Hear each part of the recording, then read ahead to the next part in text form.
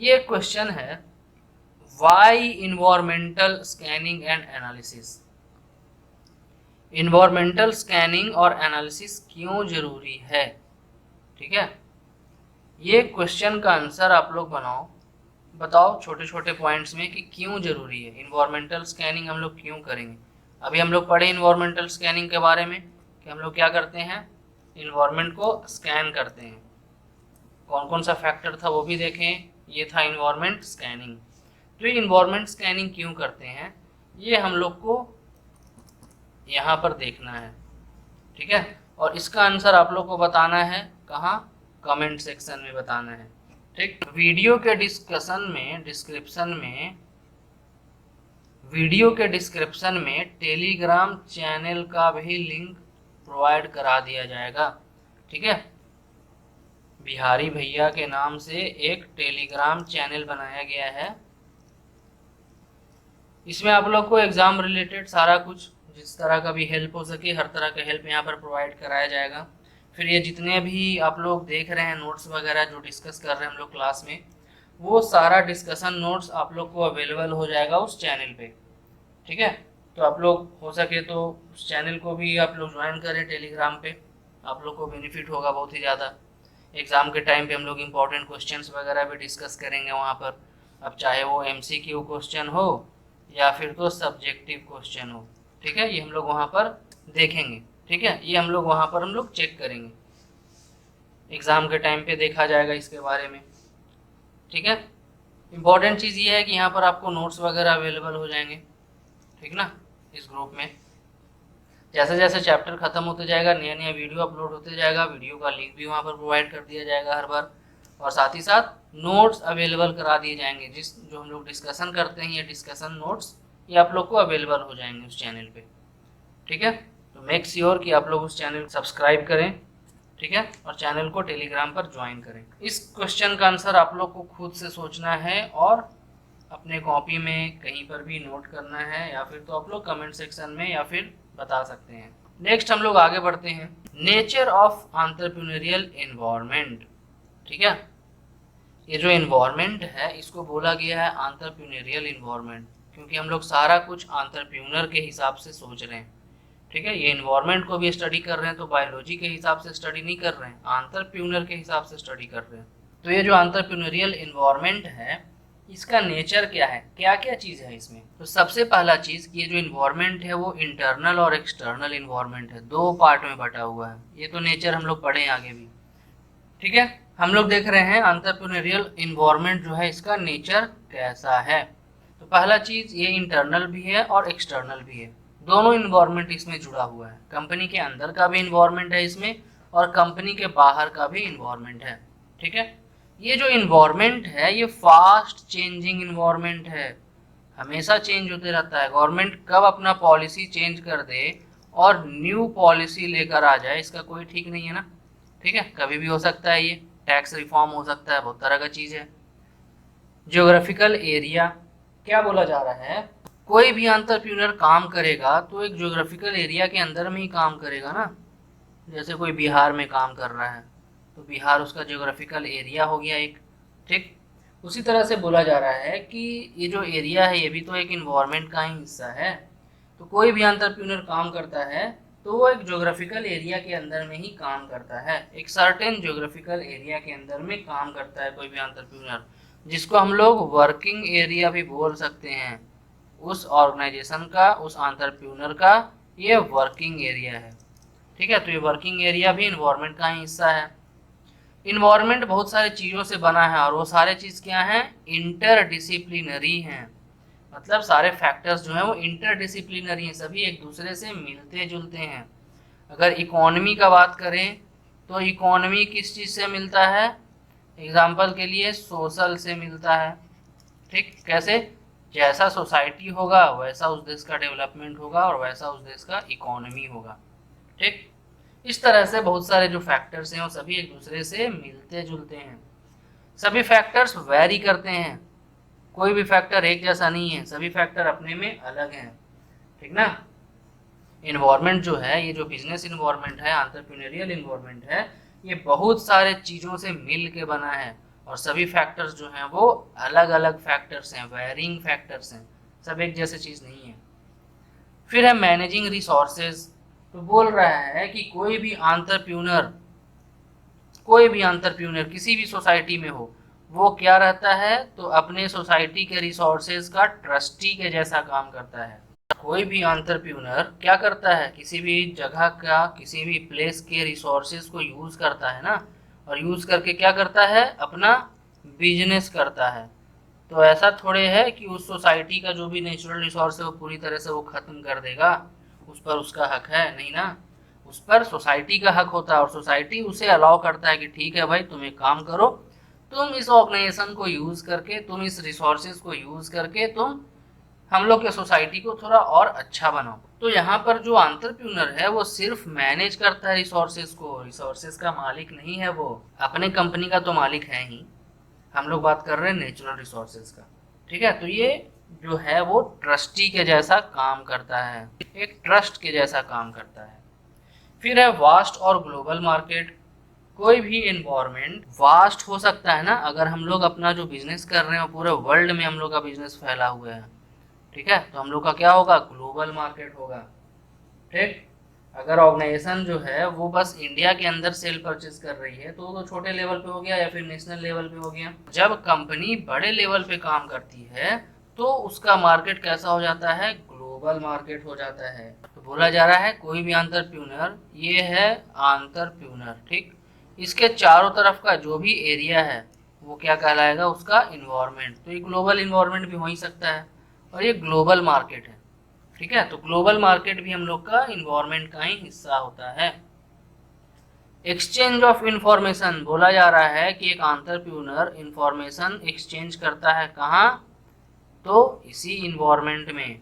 उसको इसी सोसाइटी से क्या मिलेगा, अपॉर्चुनिटी मिलेगा, उसको पता चलेगा कि यहाँ के लोगों को क्या चीज़ का ज़रूरत है, और फिर यह क्या करेगा, यहीं के सोसाइटी के लोगों को जॉब देगा, उनसे काम करवा कर प्रोडक्शन कराएगा, और फिर इन्हीं सोसाइटी के लोगों को वो प्रोडक्ट बेचेगा, ठीक है। तो ये एक्सचेंज ऑफ इंफॉर्मेशन होता है, हम लोग सोसाइटी से ही इंफॉर्मेशन गेन करते हैं और उसी इंफॉर्मेशन को यूज़ करके प्रॉफिट अर्न करते हैं। फिर आ रहा है परपीचुअल कॉन्टैक्ट। परपीचुअल मतलब होता है हमेशा, ठीक है, सब इजी वर्ड में अगर बोला जाए तो हमेशा, ठीक है, हमेशा कांटेक्ट में रहता है। कौन कांटेक्ट में रहता है, एंटरप्रेन्योर। किसके कांटेक्ट में रहता है, तो एनवायरनमेंट के कांटेक्ट में, ठीक है, इन्वायरमेंट के कांटेक्ट में हमेशा रहता है एंटरप्रेन्योर, तभी तो उसको नया नया अपॉर्चुनिटी के बारे में पता चलता रहेगा। फिर है थ्रेट्स एंड चैलेंजेस, ये बीच में एंड अलग है, ठीक है। थ्रेट्स एंड चैलेंजेस, क्या बोला जा रहा है कि किसी भी सोसाइटी, किसी भी कंपनी को वहाँ के इन्वायरमेंट से ही थ्रेट भी मिलते हैं और साथ ही साथ चैलेंजेस भी मिलते हैं। चैलेंजेस वगैरह सोसाइटी से ही तो मिलेंगे, इन्वायरमेंट से ही तो मिलेंगे, दूसरे दुनिया का लोग थोड़े आएगा कुछ चैलेंज लेके, ठीक है। तो चैलेंज वगैरह हम लोग को इसी इन्वायरमेंट से मिलता है। Adapting to the changes, changes को अडाप्ट करना है तो वह इन्वायरमेंट के बारे में जानकारी होना चाहिए। अडेप्टिंग टू द चेंजेस में बोला गया है एंटरप्रेन्योर जो है वो भी तो इन्वायरमेंट का ही हिस्सा है, इन्वायरमेंट का ही एक पार्ट है एंटरप्रेन्योर, ठीक है। तो जब इन्वायरमेंट चेंज होगा तो एंटरप्रेन्योर को भी अपने आप को चेंज करना पड़ता है इन्वायरमेंट के हिसाब से, ठीक है। कुछ कुछ फैक्टर्स हैं, बहुत सारे ऐसे फैक्टर्स हैं जो इन्वायरमेंट को बनाते हैं, उसमें एक ह्यूमन फैक्टर भी है, इंसान लोग भी तो हैं, और एंटरप्रेन्योर भी तो इंसान है। तो ये सब सारे चीज़ जो हैं वो इन्वायरमेंट के हिसाब से अपने आप को इस्टेब्लिश करते हैं, अपने आप को अडेप्ट करते हैं, ठीक है, अपने आप को उस तरह का बनाते हैं। किस तरह का, तो इन्वायरमेंट के हिसाब से। क्लियर है। फिर आते हैं accountability to all the factors. बोल रहा है कि एक अच्छा एंटरप्रेन्योर, एक सेंसिबल एंटरप्रेन्योर जो सोसाइटी को के बारे में अच्छा चाहता है, ठीक है, वो सभी इन्वायरमेंटल फैक्टर्स के प्रति जिम्मेदार होता है, ठीक ना, जवाबदेही रहता है उसका। जैसे उसके यहाँ एम्प्लॉय लोग काम कर रहे हैं, ठीक है, एम्प्लॉय लोग काम कर रहे हैं ना, तो एम्प्लॉयज़ के प्रति जवाबदेही रहेगा वो, कुछ भी अगर गड़बड़ होता है तो। क्लियर है। फिर आते हैं accountability to all the factors.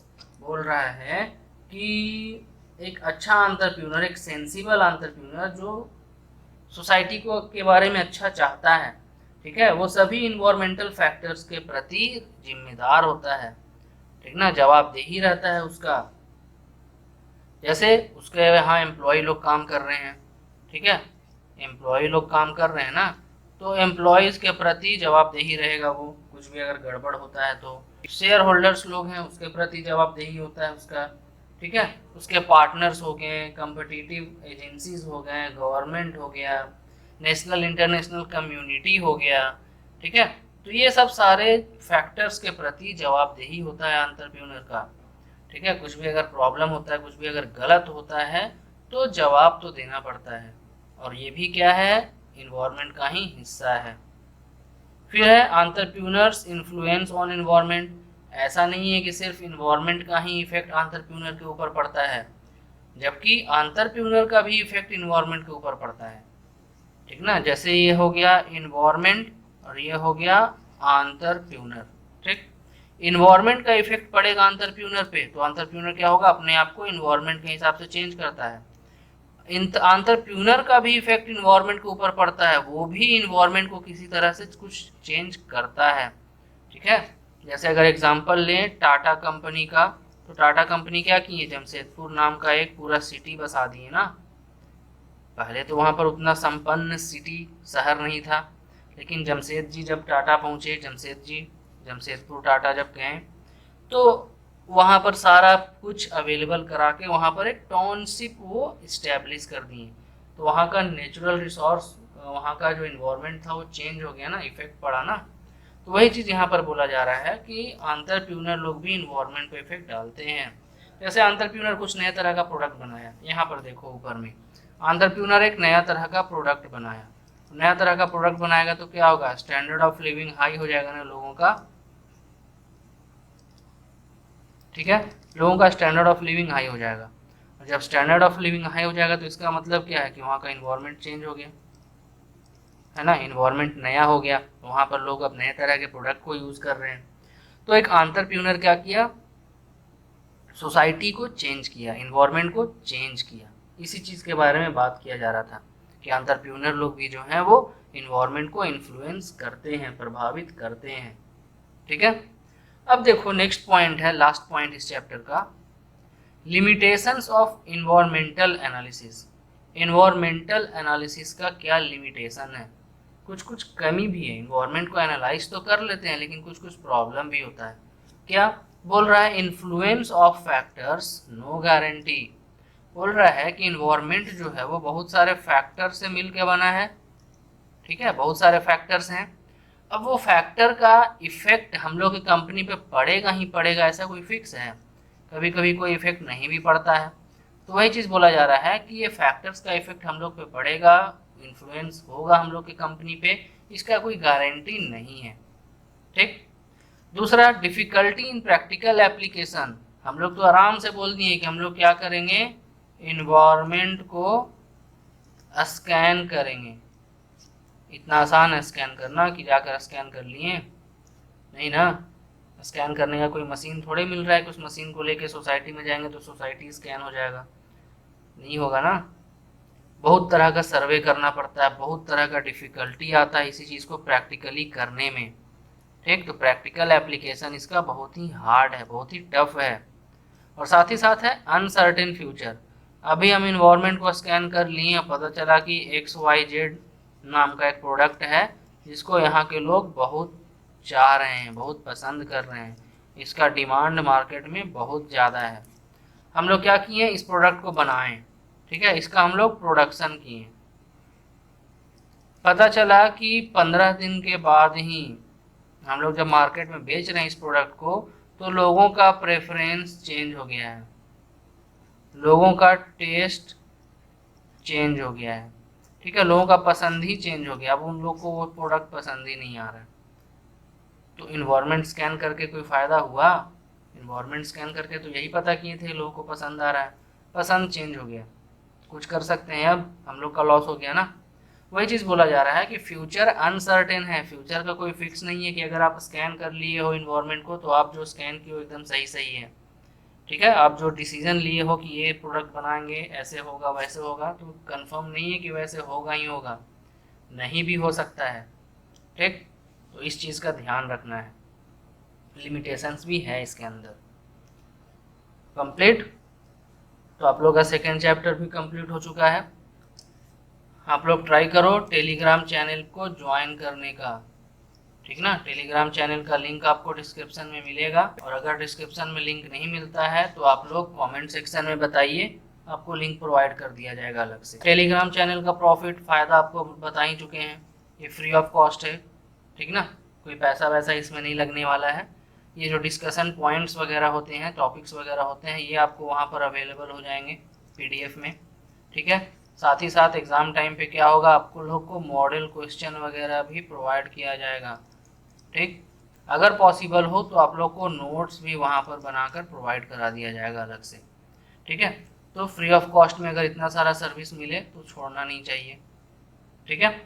बाकी अपने फ्रेंड लोग के साथ भी शेयर कीजिए, इसको बताइए लोगों को, ताकि ज़्यादा से ज़्यादा लोग इसमें जुड़ सकें और EPS सब्जेक्ट को ईजी बना सकें, ठीक है। बहुत सारे लोगों को, बहुत सारे स्टूडेंट्स को EPS में प्रॉब्लम होती है, तो आप लोग हेल्प कीजिए एक दूसरे का, ठीक है। मिलते हैं नेक्स्ट वीडियो में। Please like and subscribe for future updates. एम रखते हैं 200 सब्सक्राइबर का। पिछले बार तो ये गोल अचीव नहीं हो पाया था अनफॉर्चुनेटली, बट अभी कोशिश रहेगा कि 200 सब्सक्राइबर तक हम लोग अपने वीडियोस को पहुंचा पाएँ, ठीक है। इसमें आप सबकी हेल्प चाहिए, फटाफट फ्रेंड्स के साथ शेयर कर दो यार, ठीक है। मिलते हैं नेक्स्ट वीडियो में, तब तक के लिए बाय बाय।